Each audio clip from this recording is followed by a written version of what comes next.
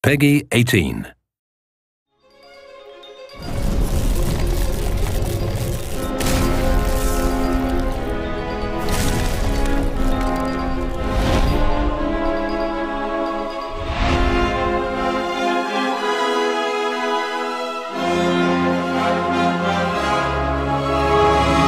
So with Reckoning, what I wanted to do was really bring the hardcore action moment-to-moment button presses and choices that players have with an action game or a fighting game into the RPG stance. So you're not looking so much at DPS and like math over time, you're looking at which attacks I'm using over time and how to defend it properly and where I am in relation to each enemy. That's the thing we play RPGs. You do the RPG element, but you're like, oh man, I gotta go fight this in this dungeon. This is gonna be boring. You got the like slow, and that's my combat. You're not looking forward to fighting, but you're looking forward to the story because it's so interesting. We really wanted to bring the RPG gamer a little bit more to the action side. If we had cool hardcore stuff for the hardcore action gamer to like get into and understand, that's cool, but we really wanted to be bringing all that fun to the RPG gamers.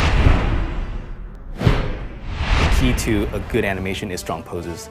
I feel like if you look at our combat, and hopefully when you freeze a frame, if you did, that you have a strong pose there. And like it's dynamic, and you can tell exactly where the swing is coming from, how heavy the weapon is, and basically how powerful the player really is. Wanted to be like badass, strong, raw power, no soft type of thing, no whimsical thing. It's all just hitting hard, mess you up, clear the room type of action. We tailored our poses and our animation to the control. Like we really try to push that as far as we possibly can. Everything about every button press is that there's pregnant action to it.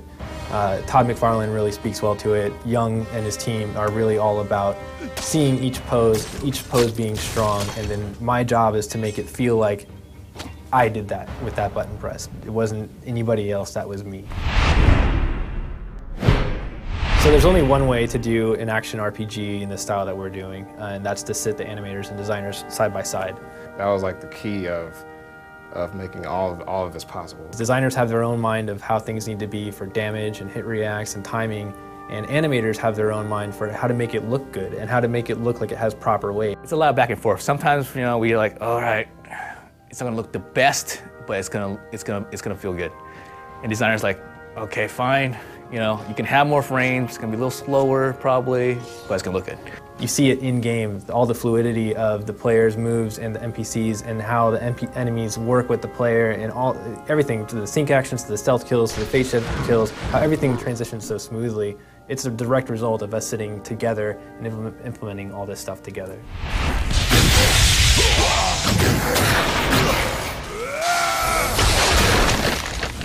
I'm a big believer in telling the animators, get off your seat, act it out, because you gotta really feel it inside before you can kind of like put it on the screen, Just go crazy. It's hard to describe, but like as an animator, you want to make it as believable as possible. And you gotta believe it first, I want to say, before you can kind of make other people believe it. Like get into the essence of just grabbing on your strength your inner strength, I should say, and just doing what you feel. No like training involved, just Hail Mary with these weapons and see what you can come up with. We want to make it believable, but at the same time, we want to make it awesome. Where like you're like, wow, I know that's impossible, but I want to do that.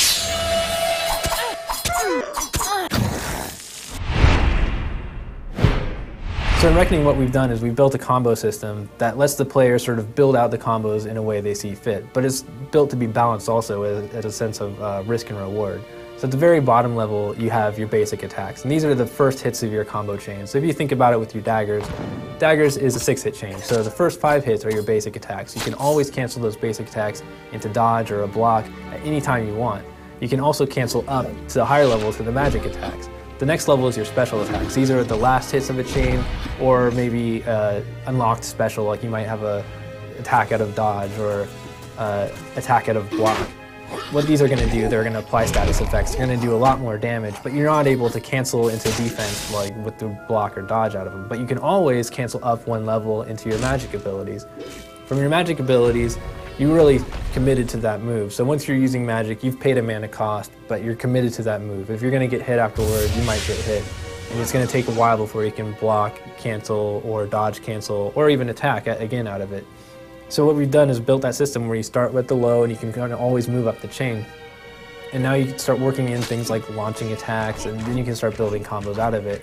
You might get to the end of your very last hit and you've hit him with a strong finisher, but you always know you can do a magic attack to sort of continue the chain or something. And it's really all about creating this language that the player can then build combos off of.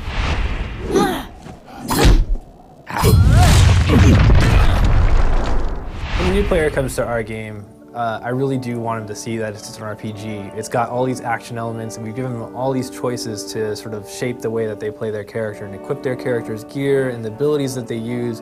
But really what I want them to discover in our game is how to express themselves in combat. You can go into Plane Reckoning without memorizing anything, you know, and you can it's more just a feel and a timing thing, which anybody can pick up easily. For me, a good game is a fun game, you know, a game that you want to keep playing, and like a game that you don't mind watching the animation, you know. Anybody can do like combinations, you know, I guess if you get good enough, you can do like a 10, 15 hit combo. But I mean, but even that said, that's easy to do.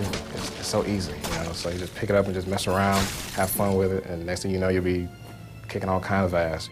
In any other game, they're always going to have the standard 4 attacks that they use, and that's what makes them a warrior. But in our game, I feel there's so many variations on how you can actually play that out as a warrior, whether you're using dodge or teleport or blocks or parry, or which combinations of weapons that you're actually using and magic abilities, that it really does become sort of an expression of you.